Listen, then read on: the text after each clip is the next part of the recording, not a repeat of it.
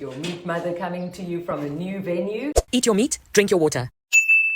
Busy being up-leveled right now, but we are going to be cooking from there today, and I'll tell you why. And this is Peace. Hi, Peace. How are you? Peace. Okay. The fact that somebody named Peace is looking after me here, just mwah. So let me tell you the story. I have been living on this property since I moved out of my place at the end of April. After I moved out, I had a tiny little emotional breakdown, and that's absolutely understandable. I had to leave the house in which I healed and leave my kitchen, which was my studio. But now we are here. This is my cute new little garden flat, my little garden appartement. And this is my new studio, the kitchen. So this area over there is going to be my study, my work area. So this entire part of the flat is my workspace and my eating space. Now, okay, let me get this right. But the reason I'm cooking down here today is because I have been living in the guest quarters, which is upstairs. And the guest quarters doesn't have a kitchen. So I have been cooking in my wonderful landlady's kitchen.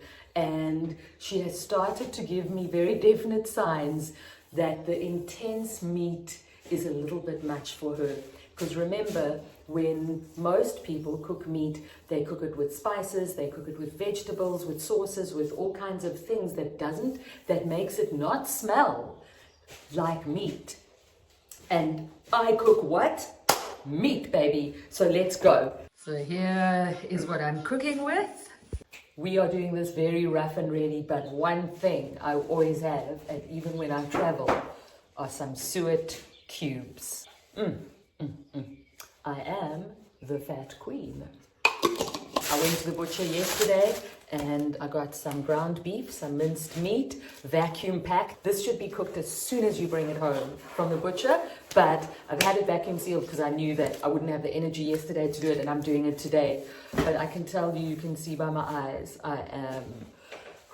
I'm gonna have a lovely afternoon nap, but I'm hungry, so I'm gonna cook. Then I'm gonna take all of this upstairs because I'm still going to be staying upstairs for the next 2 days. And then me and my 5 cats and my 55 plants are coming down.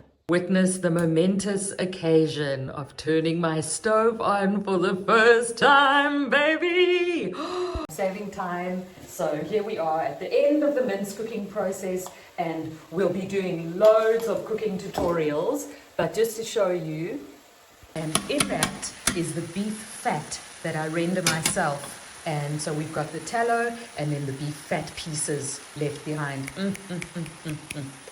I've now got a batch cook of ground beef that's going to last me for a few days. And what I do is in the morning, I have my bone broth, which is bottled in my fridge. I have some ground beef, and I have some marrow and some suet, which has already been cut up and sealed and put into the fridge. And then in the morning, I just put a whole lot of that in the pot, warm it up, and there's my breakfast. Bone broth, ground beef, and whichever fat du jour, darling. Okay. I am so due for a nap, and the lighting isn't great in here, but let me show you around. So, this is my office space, which is open plan to the kitchen. So this is where I'm going to be working, and that's where I'm going to be filming. And so this entire little space is where I create and where I put myself out into the world. There's a lot been going on here, scraping and painting and siliconing and taking stuff off the wall. And there's my beautiful window. And by the way, the sunset through this window is insane. Okay, and here's my bathroom, which is still being up-leveled. You can see there's a lot of work going on here. And then this is my bedroom. See, my gorgeous little garden outside.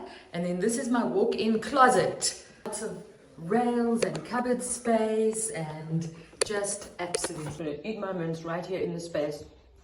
So hungry. And the minute the meat hits my system, energy comes back. So right now I'm going to eat my food. I'm going to pack everything up and take it back upstairs. And then tomorrow we've got some lovely cleaning lady coming. We've got more work happening here. The estate agent is coming to take photographs of everything. There's a lot to do tomorrow. And then Tuesday, I start bringing my stuff down, and I'm planning a very gentle, easy, smooth move in. I'm not bringing all my stuff. I need to live in a peaceful... My stuff is staying in storage for August while I get myself gently moved in. I also have a Women's Day gig. It's South African Women's Day on the 8th of August. So much beautiful work. And once again, I have to say one more time that if it was not for the healing power of meat, I would have, excuse my language, fuck all life. Never mind doing this, moving into a new place, having a fresh start. And it was painful. It was painful to have to move out of my other place. And the 3 months that I've been living in cramped little quarters, so that while I was waiting for the tenant to vacate here, and now he's gone, and I've had those 3 months to get to know my landlady a bit more, and now I'm moving, downstairs. So more soon. I love you. I see you healed the way I am healed. And I'm here for you. Okay, my contact details are below, and you can expect lots of updates now. Mwah! Oh, and keep your eye on Dave Mack's channel, No Carb Life, because he interviewed me for the second time last week, and I think it's going to come out this week, the interview, but I'll let you know when it does. Babe, meat heals not only your body, but your life. Mine. Anyway, okay.